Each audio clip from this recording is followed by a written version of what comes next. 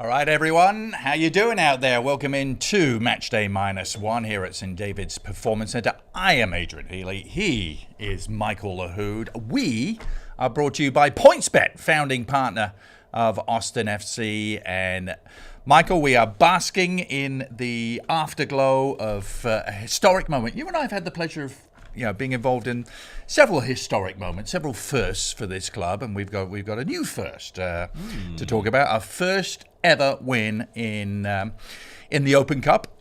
Essentially, our first ever win in a knockout competition, which is, I don't think you can call the MLS Cup playoffs a pure knockout competition because it is end of season playoffs. Of course, we've had a couple in that, but to be there for that Open Cup victory against New Mexico was superb. Your initial thoughts? Well, before I get into my thoughts, how did you enjoy the beer showers?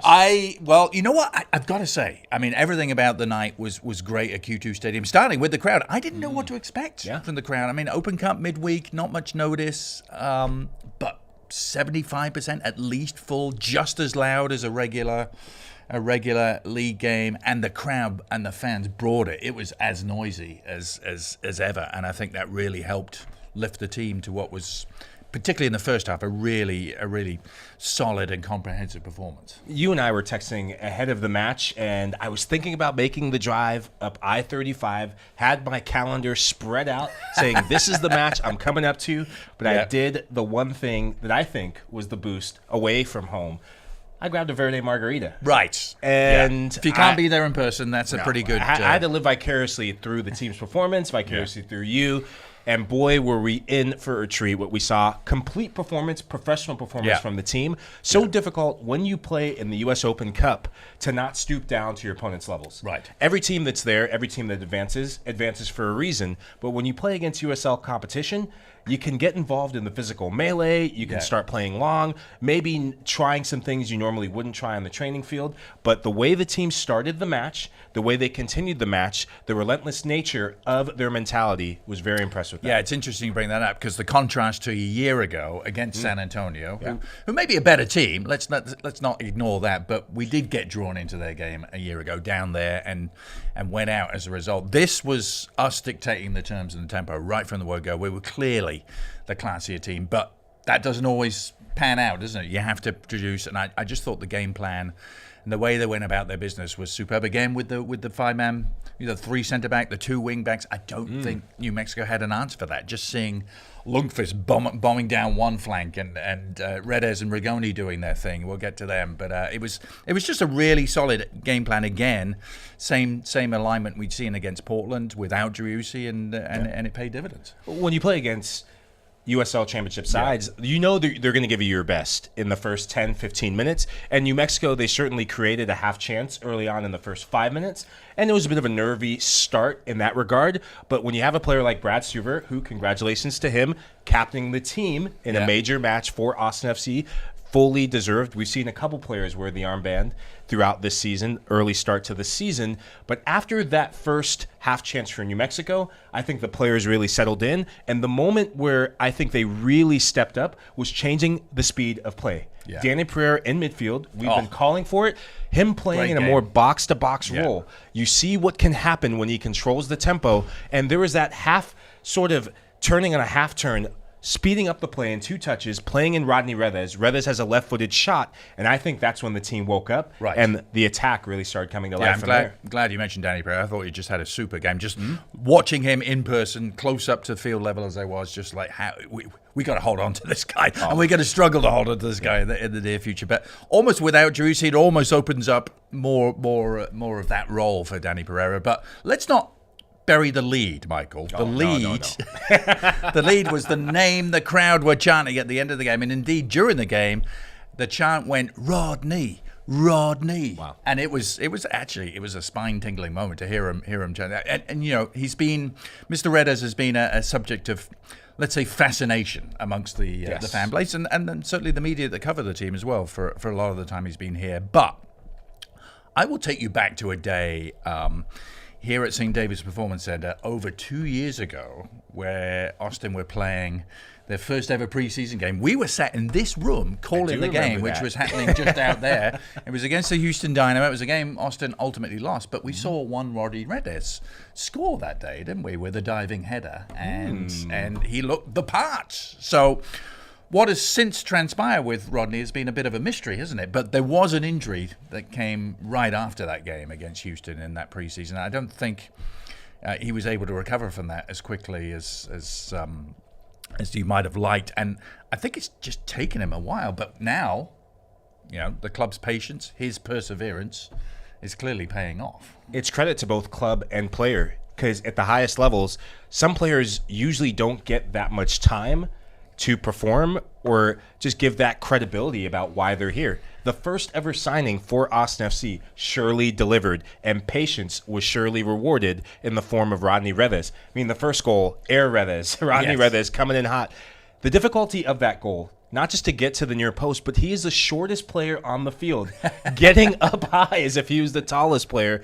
And we've seen moments like that. In the San Jose game, want to go back to that, his assist to Emi Rigoni comes off of a headed goal. Yeah. His timing, you don't have to be the tallest player on the field, but if you have good timing, you can be very effective. And I think his understanding in this 3-4-3 system, I think it really suits him, gives him more freedom to operate in the ways that he probably did before he came to Austin FC. Yeah, and his switch to the right, Rigoni switching to the left, those two have been playing in sync. As you mentioned, Rigoni has contributed now in 3 consecutive games with a goal or assist. And I'm glad you mentioned the header, because he made it look easy. It was anything but. It was amazing. Just the timing and getting the exact touch. It's so easy just to put too much on that or too little.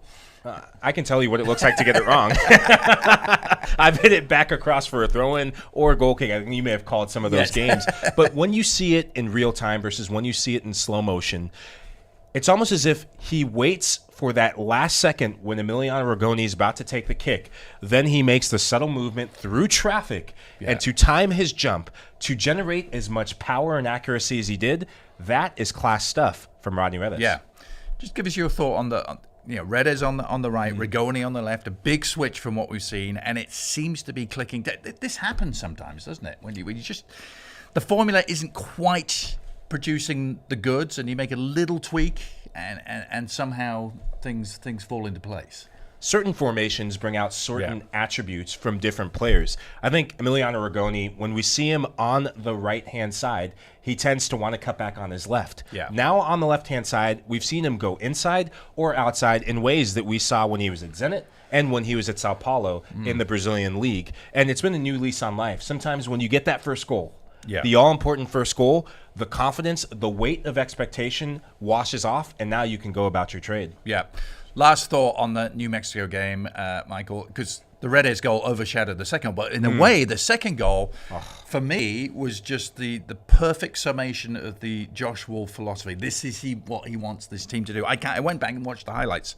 16 passes. Wow, 16. Wow. 45 seconds. But interestingly, about 35 of those seconds, Austin were in their own half. They were trying to break through the press. New Mexico came with 5 players, and eventually they figured out how to break through the press, and then it was swiftly down to Rigoni, good touch, Lundqvist on the overlap, Maxi Arudi there to bury. It was the perfect kind of encapsulation of the philosophy of what this team's trying to do, wasn't it? Well, let's break down the different parts of the philosophy. Playing through pressure and press through the buildup. We've seen that from day one in year one to last year and this year. And then as soon as you get in the opponent's half, I remember it from the Greg Berhalter and Josh Wolf days at Columbus. Yeah. They would lull you in, suck you into pressing up higher, so gaps start opening up. And as soon as you get into the attacking third, you change the speed of play. Emi Rigoni, how he wriggles through and wriggles past his man, I think that was the difference. Adam Lundqvist, his decision to take a first-time cross.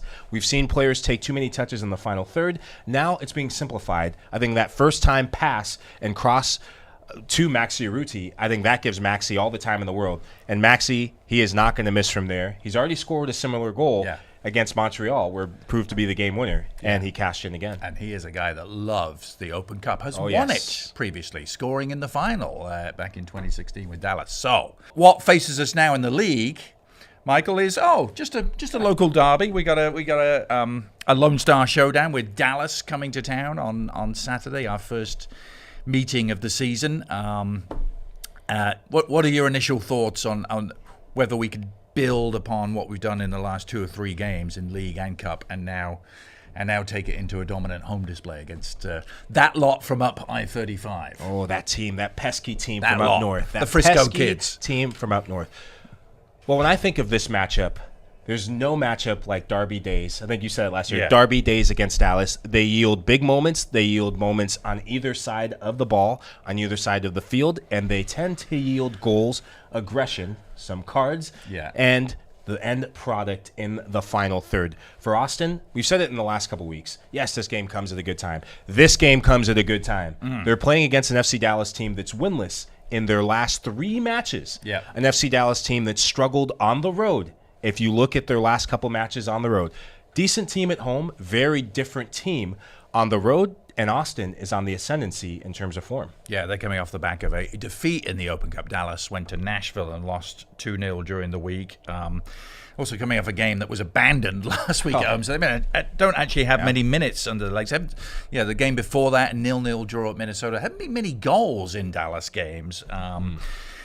It's tough to know what to make of them. They sat there in 5th place. I mean, they've got a very solid record, 4-3-3 with 15 points. But Austin are still looking for their first regular season league victory. 2 draws against them last year. Of course, the big win in the playoffs, and I think they can take what they did in that game and bring it into this game. Because that, for me, the playoff win at home to Dallas was almost the best football they played over the entire season last year. It was their most complete game, and it came at the absolute best time. I think we're seeing a changing of the guard and the changing of the tie in this derby matchup. In year 1, it was all FC Dallas. We can't make any qualms about it. You and I called some of the games. We witnessed some of the games. But last year, even before the playoff game went, it was the comeback draw, 2-2 at home. Danny Houston, one of the heroes of that, which teed it up to go to Dallas. Yeah, please. It teed it up to go to get that Copa Tejas all-important moment. Diego Fagundes, Driussi, dink ball in. I think those 2 results changed the mentality of, wait a second, this team doesn't have a hold on us anymore. Right. We can go and beat them. Yeah. Now, when you do that to a team across a season last season, they're going to be motivated to come back here, and they will want to make a statement. Yes, absolutely. Yeah.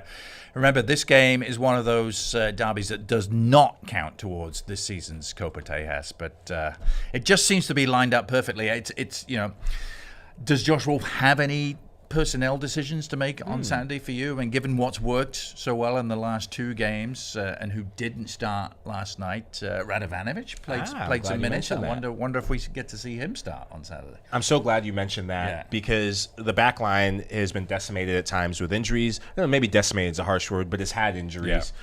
And now you're getting players healthy in the back line. Yes, you have some injuries in the attack, but your back line is now coming to just being whole. And if Alexander Radovanovic gets the nod, you and I have been calling for it, I think we see Alex Ring in that midfield. And him and Danny Pereira, they do have good experience. I think good balance in there. I would like to see Ring as the defensive midfielder and Danny Pereira stick as the box-to-box midfielder in this 3-4-3. Yeah. And I tell you what, if that leaves us with a back 3 of Radovanovic, Cascante, and Weissner, that's a big-bodied centre-back with two wing-backs. You imagine John Gallagher will be back in the starting lineup. He only got 10 minutes in the Open Cup game, and maybe Lundqvist on the other side. Actually, Adam Lundqvist really impressed me. I think it was the best game he'd had for Austin so far, up and down the left. I agree with you. Yeah. And it's epitomized on the assist that he gets on the Maxi Ruti goal.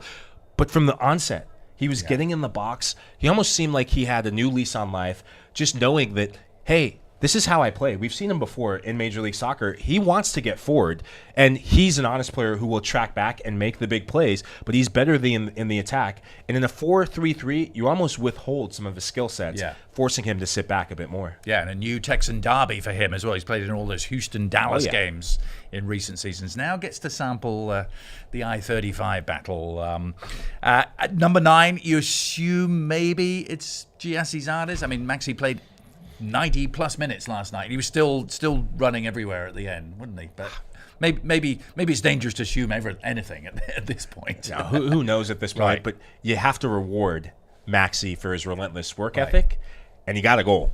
Yes. You got to keep the hand that's hot. Yeah. And Maxey looks effective That's right true. now. He could have had another one right at the end as well. Yep. He's just stretching and couldn't quite place it. So a lot to look forward to Saturday night. First Austin Dallas tilt of the season. Normal kickoff time, and heading into the weekend and off the back of three very promising results, 3 games in that which we've now scored a total of 6 goals, 2 in each game. How does that affect, I wonder, the Lahoud mood in the early part of mid-May? How are you feeling? Coming into today, the mood was in a positive direction, but when you just asked that, when you just told me those stats about the goals, the mood is pumped. Yeah. And for Austin FC to be pumped up and primed up to get a result and hopefully get those 3 points against FC Dallas in a rivalry matchup, they'll have to do these 2 Matchday -1 things. We've seen it before. When you play against FC Dallas, they will come to press you, whether at home or on the road. And that brings me to this. Number 1, manage the press. Manage the game, but manage the press. Pick and choose when you go long and when you build up and play up. They're a team that plays only one way, which is relentless. And if you manage the press, you will have your moments to build up and build through them in the second half or closer to halftime. And then number 2, 1v1 dribbles against outside backs. Marco Farfan in particular. The last 2 results that have gone against FC Dallas, it's been against wingers who have put their head down and dribbled and skinned Farfan. I think he's vulnerable in that back line. Nice. Messrs. Rigoni and Redez licking their lips. Ooh, Let's see him go at him. And for Dallas, they seem to go as Jesus Ferreira goes. So can you keep him quiet? He's done damage in this stadium before, isn't he? They're predominantly right side productive with their outside back, the Brazilian. I think Jesus coming in. He's been a revelation for them. Yeah. Not as good as effective defensively. Probably better defensively than Farfan so far this season. But as soon as he gets sprung free in behind, it's predictable. Yeah. Where he gets set in, he's going to play an early cross in for Jesus Ferreira. 5 goals to his name so far. The one player who they cannot let get going, Paul Arriola. Yeah. He's been very quiet, 0 goals to start this season. You can't let him get confidence in this game. No, absolutely. He's done stuff at the stadium before as well. And they may have Alan Velasco back. So certainly the defense is going to have to be on their game, but I think, as you say, we can hurt them coming the other way. So Austin Dallas on Saturday night. Michael is pumped. We're all pumped. And we should be pretty pumped about Austin FC 2 as well, Michael. They continue to have a remarkable first season at MLS Next Pro, second in the Western Conference. Still actually haven't lost a game in 90 minutes. They're 5-0-3 through 8 games. They're playing the other team who are undefeated in MLS Next Pro this weekend. That would be the Colorado Rapids 2. Top of the table clash on Sunday. That game is away from home, not here at St. David's Performance Center at Palmer Field.